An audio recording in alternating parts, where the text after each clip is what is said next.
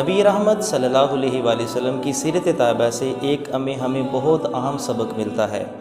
کھانا پینا، سونا جاگنا، اٹھنا بیٹھنا، چلنا، گفتگو کرنا اور کسی کی بات کو سننا، یہ ہماری زندگی کے روزمرہ معمولات میں سے شامل ہے۔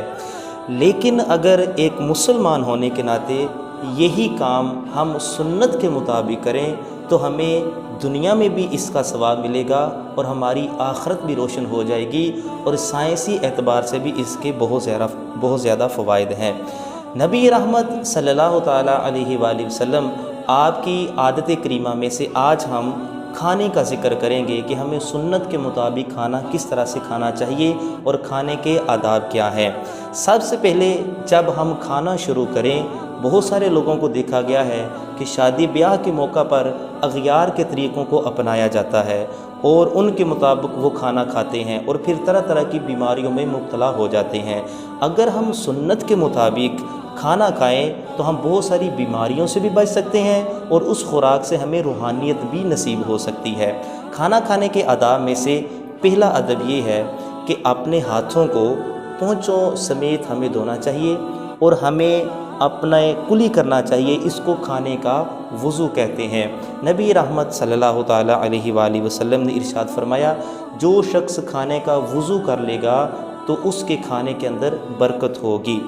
دوسرا جو ہمیں ادب ملتا ہے، وہ ادب ہمیں سیکھنا چاہیے، وہ یہ ہے کھانا کھانے سے پہلے ہمیں جوتے اتار لینے چاہیے۔ بہت سارے لوگوں کو شادی بیاہ کے موقع پر دیکھا گیا ہے کہ وہ جوتے پہن کر کھانا کھاتے ہیں۔ ہمیں ایسا نہیں کرنا چاہیے، جوتے اتار کر کھانا کھانا چاہیے۔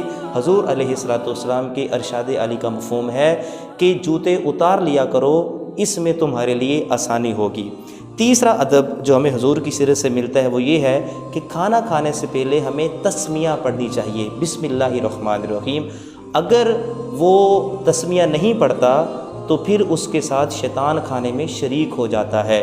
اگر بالفرض وہ بھول گیا ہے تو جب بھی اس کو یاد آ جائے درمیان میں وہ یہ الفاظ پڑھ لے، بسم اللہ اولہ و آخرہ، تو شیطان جو ہے وہ کہہ کر دیتا ہے۔ اور کھانا کھانے سے پہلے ہمیں دعا پڑھنی چاہیے۔ حضور علیہ السلام کا ارشاد گرامی ہے کہ اگر ہم یہ دعا پڑھ لیں تو اگر اس کے اندر زہر بھی ہو تو انشاءاللہ العزیز وہ اثر نہیں کرے گا۔ ایک اور ہمیں چیز ملتی ہے کہ سیدھے ہاتھ سے ہمیں کھانا کھانا چاہیے، الٹے ہاتھ سے کھانا کھانا یہ مسلمانوں کا طریقہ کار نہیں ہے، ہمیں سیدھے ہاتھ سے کھانا کھانا چاہیے۔ ایک اور چیز جو ہمیں ملتی ہے وہ یہ ہے کہ اپنے سامنے سے کھانا چاہیے اور ہمیں کھانے کے اندر عیب نہیں نکالنے چاہیے۔ آخر میں آپ کو بتاتا ہوں کہ ہم سب کو کھانا کھاتے وقت کون سی دعا پڑھنی چاہیے۔